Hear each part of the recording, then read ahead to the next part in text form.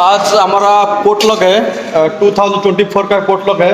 तो यहाँ पे हमारा हुआ था राइस यहाँ पे झींगा, यहाँ पे मछली, यहाँ पे झींगा, यहाँ पे बोट राइस, यहाँ पे अमरिंदर, यहाँ पर हमारा क्या अपने विक्रमजीत।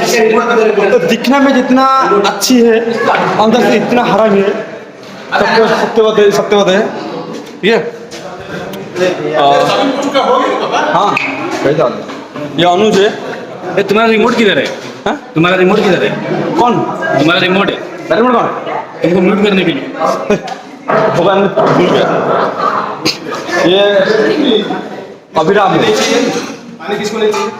है। अभिराम में ये रमजान का वीडियो नहीं होता। अभी रमजान आया एंट्री मारा रमजान ठीक है।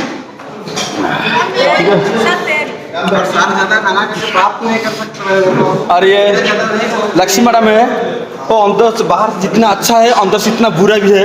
कुछ बोलने का जरूरत नहीं उनके बारे में ओके। तो यहाँ पे चल रहे हैं। यहाँ पे घूमिंदर है। ये आप कौन है? स्नेहा प्रिया। हाँ ये स्नेहा प्रिया है। ये मैं कौन हूँ? ये ललित है।